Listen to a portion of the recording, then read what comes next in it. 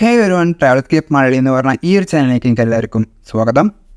So as of നമുക്ക് എല്ലാവർക്കും അറിയാം, നമ്മുടെ 2023 നമുക്ക് രണ്ട് അടിപൊളി മോട്ടോർ സൈക്കിൾസ് ഉണ്ടായിരുന്നു. യമഹയുടെ R3യും അതുപോലെ തന്നെ അപ്രിലിയയുടെ RS457. സോ ഈ രണ്ട് മോട്ടോർ സൈക്കിളിൻ്റെയും ഒരു കമ്പാരിസൺ വീഡിയോ ആയിരിക്കും നമ്മൾ ഇന്ന് ചെയ്യാൻ പോകുന്നത്. അപ്പോൾ നിങ്ങൾ വീഡിയോ സ്കിപ്പ് ചെയ്ത വീഡിയോ ഫുൾ ആയിട്ടാണ് നമ്മൾ നേരെ വീഡിയോയിലേക്ക് പോകാം.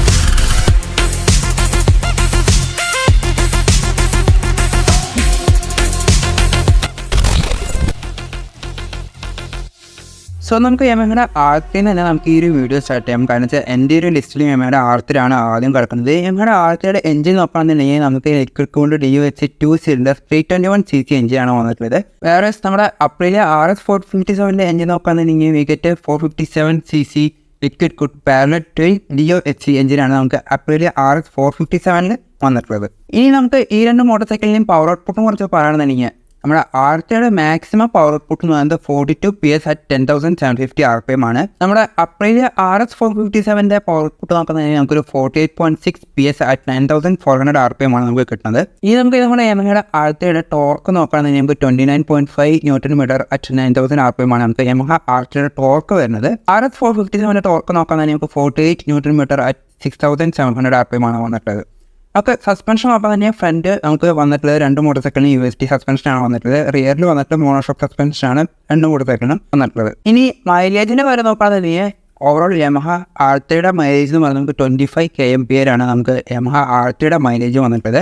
വേറെ നമ്മുടെ അപ്രിലിയ 457 മൈലേജ് നോക്കുകയാണെന്നുണ്ടെങ്കിൽ 30 kmph ആണ് നമുക്ക് വന്നിട്ടുള്ളത്. ഇനി നമുക്ക് ഈ രണ്ട് മോട്ടോർ സൈക്കിളിൻ്റെ ടയർ സൈസ് കമ്പയർ ചെയ്ത് നോക്കുകയാണെന്നുണ്ടെങ്കിൽ നമ്മുടെ യമഹയുടെ R3യിൽ നമുക്ക് ഫ്രണ്ട് ടയർ സൈസ് വന്നിട്ടുള്ളത് 110/70 ആണ് നമുക്ക് ഫ്രണ്ട് ടയർ സൈസ് വന്നിട്ടുള്ളത്. റിയർ ടയറിൻ്റെ സൈസ് നോക്കുകയാണെന്നുണ്ടെങ്കിൽ 140/70 ആണ് നമുക്ക് റിയർ ടയറിന് വന്നിട്ടുള്ളത്. വേറെ അപ്രിലിയ RS457 ഫ്രണ്ട് ടയറിൻ്റെ സൈസ് നോക്കുകയാണെന്നുണ്ടെങ്കിൽ നമുക്ക് 110/70 ആണ് വന്നിട്ടുള്ളത്. റിയർ ടയറിലേക്ക് വരുമ്പോൾ നമുക്ക് അതിലും ചെറിയ ഡിഫറൻസ് കാണാൻ പറ്റും.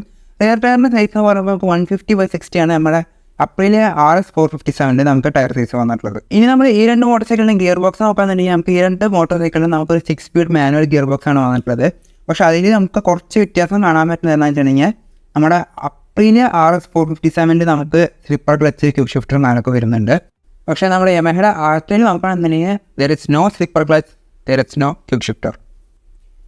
ഇനി നമ്മൾ ഈ രണ്ട് മോട്ടോർ സൈക്കിളിൻ്റെയും ഇൻസ്ട്രുമെൻറ്റ് കൺസോൾ നോക്കുകയാണെന്നുണ്ടെങ്കിൽ നമ്മുടെ അപ്രിലിയ RS457 നമുക്ക് TFT ഡിസ്പ്ലേ ആണ് വന്നിട്ടുള്ളത്. ഒരു കളർഫുൾ ആയിട്ടുള്ള TFT ഡിസ്പ്ലേ തന്നെയാണ് വന്നിട്ടുള്ളത്. പക്ഷേ നമ്മുടെ R3 നോക്കുകയാണെന്നുണ്ടെങ്കിൽ ഒരു നോർമൽ ടൈപ്പ് ഡിജിറ്റൽ ഇൻസ്ട്രുമെൻറ്റ് കൺസോളിനാണ് ഇപ്പോഴും അവർ നിലനിർത്തിയിട്ടുള്ളത്. അത് മാത്രമല്ല നമ്മുടെ അപ്രിലിയയിൽ നോക്കുകയാണെന്നുണ്ടെങ്കിൽ നമുക്ക് ട്രാക്ഷൻ കൺട്രോളും കാര്യങ്ങളൊക്കെ വരുന്നുണ്ട്. അതുപോലെ തന്നെ നമ്മുടെ R3യിൽ നോക്കുകയാണെന്നുണ്ടെങ്കിൽ നമുക്ക് ട്രാക്ഷൻ കൺട്രോളോ കാര്യങ്ങളൊന്നും വന്നിട്ടില്ല. ഇനി നമുക്ക് നമ്മുടെ R3യുടെ ടോപ്പ് സ്പീഡ് നോക്കുകയാണെന്നുണ്ടെങ്കിൽ നമുക്ക് 172 km/h ആണ് നമുക്ക് R3യുടെ ടോപ്പ് സ്പീഡ് നല്ലതൊക്കെ വന്നിട്ടുള്ളത്. വേറെ അപ്രിലിയയുടെ ടോപ്പ് സ്പീഡ് നോക്കുകയാണെങ്കിൽ നമുക്ക് 180 km/h നമുക്ക് ടോപ്പ് സ്പീഡ് നല്ലത് അപ്രിലിയയുടെ വന്നിട്ടുള്ളത്. ഇനിയാണ് നമുക്ക് ഏറ്റവും സെൻസ് ഉണ്ടാക്കുന്ന ഒരു കാര്യം ഇവിടെ വരാൻ പോകുന്നത്. കാരണം വെച്ചാൽ പ്രൈസ് തന്നെയാണ്. കാരണം വെച്ചാൽ പ്രൈസിൻ്റെ കാര്യം പറയുകയാണെന്നുണ്ടെങ്കിൽ നമ്മുടെ R3ക്ക് വരുന്ന പ്രൈസ് എന്ന് പറയുന്നത് 4,64,900 രൂപയാണ് എക്സ്-ഷോറൂം വരുന്നത്. പക്ഷേ ഇവിടെ നമുക്ക് കാണാൻ പറ്റുക കാരണം വെച്ചാൽ ഇറ്റാലിയൻ മോട്ടോർ സൈക്കിൾസിന് എപ്പോഴും പ്രൈസ് കൂടുതലായിരിക്കും. പക്ഷേ ഇവിടെ നമ്മുടെ അപ്രിലിയ RS457 നമുക്ക് പ്രൈസ് വന്നിട്ടുള്ളത് 4.10 lakhs ആണ് എക്സ്-ഷോറൂം വന്നിട്ടുള്ളത്. നമുക്ക് യമഹയുടെ R3 വെച്ച് നോക്കുകയാണെന്നുണ്ടെങ്കിൽ നമുക്ക് നല്ലൊരു പ്രൈസ് ഡിഫറൻസ് തന്നെ ഇവിടെ കാണാനേ പറ്റുന്നുണ്ട്. ഫീച്ചേഴ്സിൻ്റെ കാര്യത്തിലായാലും നമ്മുടെ RS457 കുറച്ചുകൂടി അപ്ഡേറ്റഡ് ആണ്. അതുപോലെ തന്നെ മൈലേജിൻ്റെ കാര്യത്തിലായാലും പവറിൻ്റെ കാര്യത്തിലായാലും ഒക്കെ എത്തിയത് നമ്മുടെ RS457 നല്ല രീതിയിൽ അപ്ഡേറ്റഡ് ആയിട്ടുള്ള ഒരു മോട്ടോർ സൈക്കിളാണ്. കാരണം വെച്ചാൽ യമഹയുടെ R3 എടുക്കുന്നത് പ്രാക്ടിക്കൽ ആയിട്ടുള്ളൊരു കാര്യമാണ് വെച്ചിട്ടുണ്ടെങ്കിൽ എന്നെ സംബന്ധിച്ച് നോക്കുകയാണെന്നുണ്ടെങ്കിൽ ഇത്രയും കുറവ് എമൗണ്ടിന് നമുക്ക് കുറച്ചും കൂടി പവറും അതുപോലെ തന്നെ കുറച്ചും കൂടി ഫ്യൂൽ എഫിഷ്യൻസിക്ക് ഉള്ള ഒരു മോട്ടോർ സൈക്കിൾ ആയിട്ടുള്ള അപ്രിലിയ RS457 കിട്ടുമ്പോൾ നമ്മൾ എത്ര പേര് യമഹയുടെ R3 പോയി എടുക്കുമെന്ന് നമുക്ക് കണ്ട് തന്നെ അറിയേണ്ടി വരും. കാരണം വെച്ചാൽ ഈ ഒരു മോട്ടോർ സൈക്കിൾ ഇപ്പോൾ യമഹയുടെ R3 എന്ന് പറയുന്നത് കുറച്ച് ഒരു മുമ്പ് ആഴ്ചയുണ്ടാകുന്ന ഒരു മോട്ടോർ സൈക്കിളായിരുന്നു. പക്ഷേ ആ ഒരു മോട്ടോർ സൈക്കിൾ ചേഞ്ചസ് കൊണ്ടുവന്നാൽ പോലും ഇപ്പോൾ ഈ ഒരു ടൈമിൽ ഈ ഒരു മോട്ടോർ സൈക്കിൾ ഇറക്കുമ്പോൾ അതിൽ ഒരുപാട് ഫീച്ചേഴ്സ് അപ്ഡേറ്റഡ് ആവേണ്ട ആവശ്യമുണ്ടായിരുന്നു.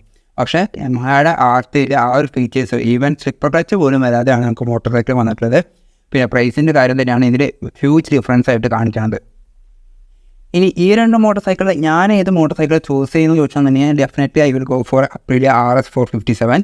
കാരണം വെച്ചാൽ ഫീച്ചേഴ്സിലായാലും ഒരുപാട് കാര്യത്തിൽ അപ്ഡേറ്റഡ് ആയിട്ടുള്ള ഒരു മോട്ടോർ സൈക്കിളാണ്. പക്ഷേ R3 എന്ന് പറയുന്നതിൽ ഫീച്ചേഴ്സിനും കാര്യത്തിലൊക്കെ അപ്ഡേഷൻസ് കുറവാണ്. പക്ഷേ ഓവർ പ്രൈസ്ഡ് ആണ് മോട്ടോർ സൈക്കിൾ. എത്രത്തോളം സെയിൽസ് നടക്കുമെന്ന് എനിക്കറിയാം. പക്ഷേ എനിക്കിപ്പോഴും അപ്രീലിയയുടെ കാര്യത്തിൽ ഡൗട്ടുള്ളതെന്ന് വെച്ചിട്ടുണ്ടെങ്കിൽ ഈ ഒരു അപ്രീലിയ RS 457 സർവീസിന് കുറച്ചാണ്. കാരണം വെച്ചാൽ നമ്മുടെ യമഹേനെ നോക്കുകയാണെന്നുണ്ടെങ്കിൽ യമഹയ്ക്ക് ഓൾ ഓവർ ഇന്ത്യയിൽ ഒരുപാട് സർവീസ് സെൻറ്റേഴ്സും കാര്യങ്ങളുണ്ട്. പക്ഷേ അപ്രീലിയ എന്ന് പറഞ്ഞ ബ്രാൻഡിന് അത്ര അധികം സർവീസ് സെൻറ്റേഴ്സും കാര്യങ്ങളൊന്നുമില്ല. പിന്നെ പാർട്സിൻ്റെ അവൈലബിലിറ്റി, അതുപോലെ തന്നെ പാർട്സിൻ്റെ കോസ്റ്റ്, സർവീസ് കോസ്റ്റും കാര്യമൊക്കെയാണ് നമ്മുടെ അപ്രീലിയയിൽ നോക്കുന്നത്. കാരണം അതൊരു ഇറ്റാലിയൻ മോട്ടോർ സൈക്കിളാണ്. അപ്പോൾ അതിൻ്റേതായ കുറച്ച് ഡിഫറൻസ് അതിൽ ഉണ്ടാവും. പക്ഷേ നമ്മുടെ യമഹയുടെ R3 എന്ന് പറഞ്ഞാൽ കുറച്ചുകൂടി ഈസി ആയിട്ട് മെയിൻറ്റെയിൻ ചെയ്ത് കൊണ്ടുപോകാൻ പറ്റും. യമഹയുടെ R3 എനിക്ക് ഈസി ആയിട്ട് മെയിൻറ്റെയിൻ ചെയ്ത് കൊണ്ടുപോകാൻ പറ്റുമെന്ന് പറയാനുള്ള കാരണം എന്ന് വെച്ചാൽ പാർട്സിൻ്റെ അവൈലബിലിറ്റി കുറച്ച് കൂടുതലായിരിക്കും. കാരണം ഓവറോൾ ഇന്ത്യയിൽ കുറേ സർവീസ് ഉള്ളത് തന്നെയാണ് മെയിൻ കാരണം എന്ന് പറയുന്നത്. പക്ഷേ നമ്മുടെ അപ്രീലിയയിലേക്ക് വരുമ്പോൾ എന്താണ് അവസ്ഥ എന്നുള്ളത് നമുക്ക് കണ്ടറിയാൻ വേണം. സോ ഞാൻ എൻ്റെ ഒരു ചെറിയൊരു കമ്പാരിസൺ വീഡിയോ ഞാൻ ഇവിടെ വെച്ച് വൈൻഡപ്പ് ചെയ്യണം. അപ്പോൾ നിങ്ങൾക്ക് ഈ ഒരു വീഡിയോയും കാര്യങ്ങളൊക്കെ ഇഷ്ടപ്പെട്ടു എന്ന് വിചാരിക്കണം. ഈ രണ്ട് മോട്ടോർ സൈക്കിൾ നിങ്ങൾക്ക് ഇഷ്ടപ്പെട്ട മോട്ടോർ സൈക്കിൾ ഏതാണെന്നുള്ളത് കമൻറ്റ് ബോക്സിൽ നിന്ന് കമൻറ്റ് ചെയ്യുക. അതുപോലെ തന്നെ നിങ്ങൾക്ക് ഈ ഒരു വീഡിയോ ഇഷ്ടപ്പെടുന്ന വീഡിയോ തന്നെ ലൈക്ക് ചെയ്യുക. അതുപോലെ തന്നെ ചാനൽ ഒന്ന് സബ്സ്ക്രൈബ് ചെയ്യുക. നമുക്ക് അടുത്തൊരു വീഡിയോ കാണാൻ signing off from this channel Travelscape Malayali.